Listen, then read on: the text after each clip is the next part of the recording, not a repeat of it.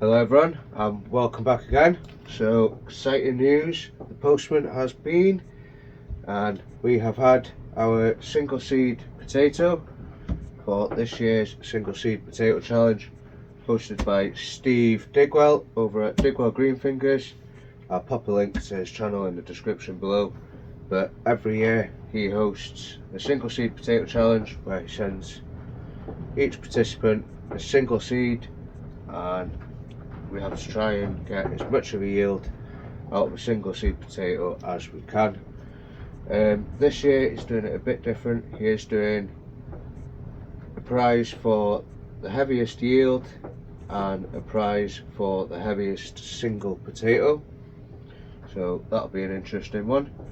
And I think this year somebody needs to knock Robert off this podium that he's on. He seems to be stuck up there and not moving. So I received my seed today, and unfortunately, I don't know if you can see that there, it's bruised and damaged there and also here. So I think the best thing for me to do with this is to cut it up, try and discard these bits and hopefully not lose any chits. But there is a good number of chits on this potato. I've got 1, 2, 3, 4, 5, 6, 7, 8, maybe more. It's a red potato, no idea on the variety. Steve will tell us that at the end of the year. So he has sent the rules. It's the same as every year. I will pop a picture of this up on the screen so you can pause that and have a read through that if you'd like. And if you are interested in taking part, I'm not sure if he's got any left, but I'm sure he will.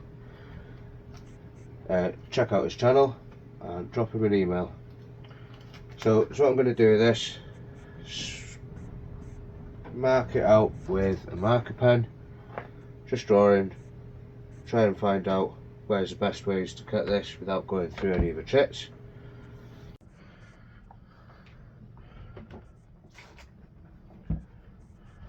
Right, it's what we're going to do. We're going to mark out where all the chits are and try and get a rough line. As you can see, there is one right here, right on the edge of that bad piece, which is quite a shame. I think we might lose that one, but we'll try and get as many as we can out of it and get rid of these bad bits. So I think the best way about this is going to be straight along there, straight along there,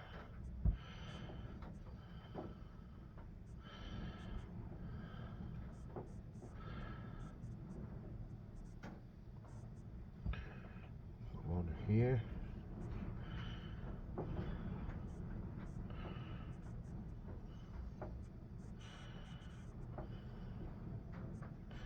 another one there, one there, one here. Then there is a cluster up here. Maybe try and keep that as one, and another one here.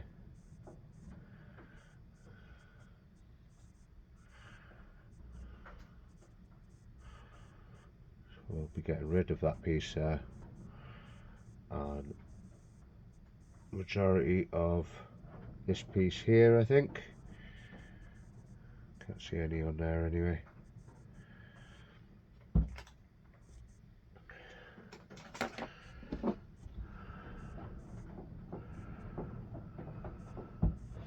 Right, so I think we're going to start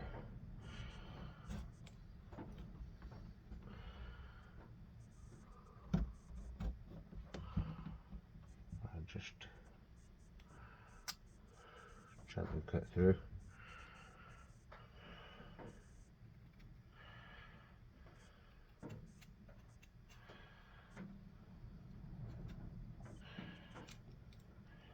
See, you would usually leave this a little bit longer to chit, but as you can see on the inside of the potato there, right at the top here, it's just starting to go bad, and I don't want that to spread throughout the potato, otherwise it could spread onto the crop and ruin the whole lot. So I think the best thing for me to do is to get this cut up to individual pieces, get these dried out and planted as soon as possible.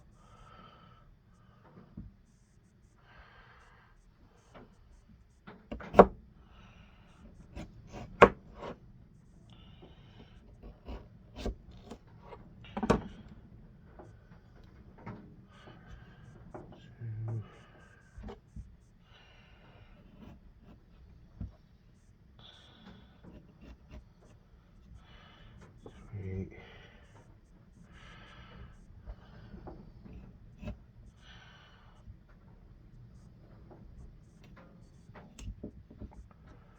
4,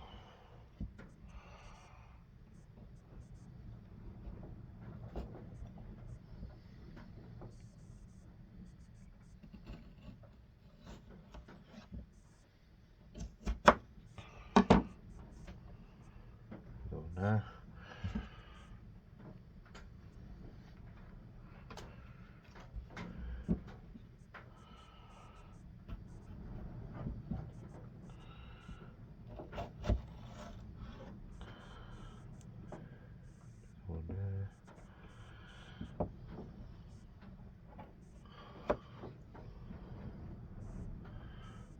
See here, that's one of the bad bits, and that's right on a chit.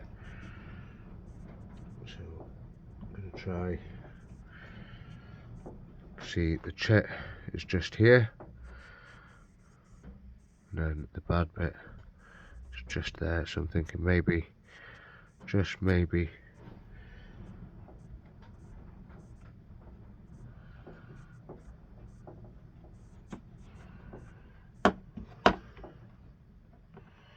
so managed to get that out, and the chit is just there, seeing where the knife's broken. So hopefully that should be okay.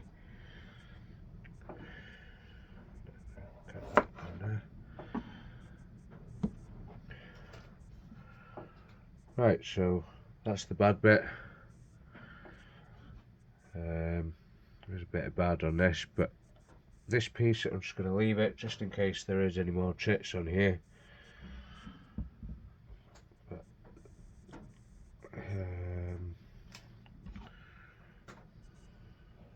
that might be one there.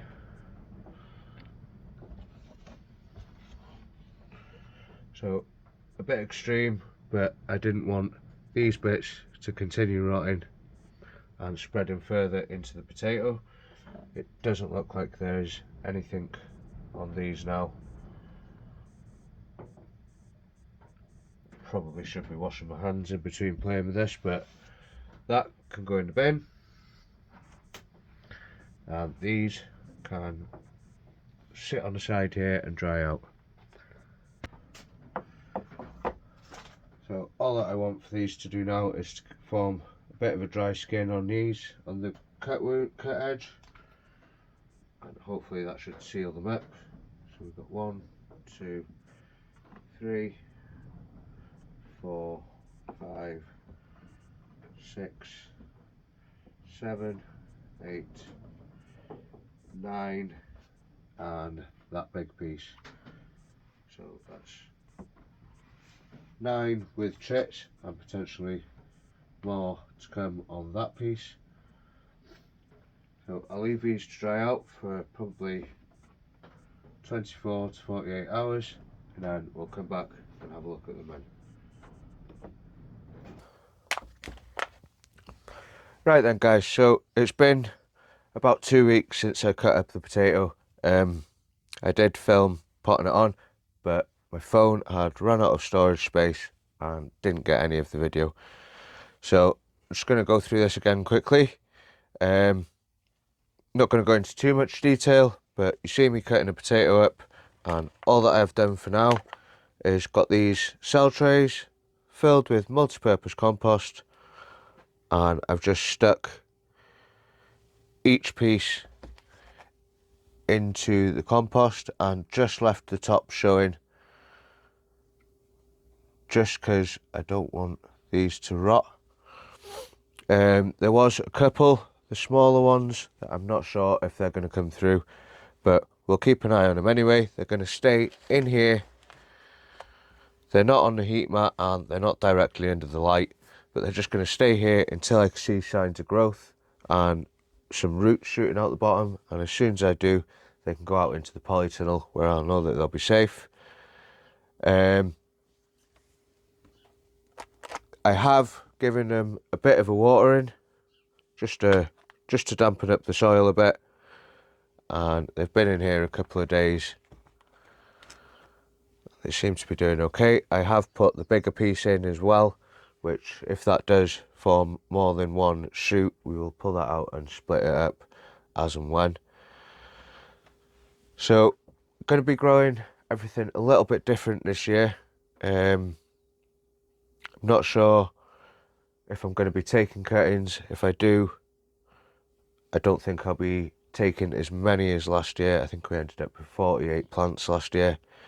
And if it hadn't have been for blight that wiped out the entire crop, we still got harvest, but the plants didn't get to perform, didn't get to grow to the size that I wanted.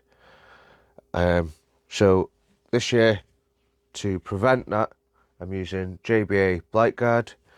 This is the double strength, so I will be doing videos about this as and when we use it. I've never used it before, but it got recommended to me by numerous people last year, including Steve. I think he was the one that told me about it first. So we are going to be trying this out. That's JBA Blight Guard. There is also some blight apps that you can download, so I'm going to look into that. If anyone's got any suggestions of a decent app, one that actually works and they've used themselves, if you could let me know in the comments, that'd be great. So I am going to be planting these a little bit different this year. We're not going to be putting them in the 30-litre containers, but we'll get more into that as the season goes on. And just hopefully, for now, hopefully these 10 plants root and start growing. But until then,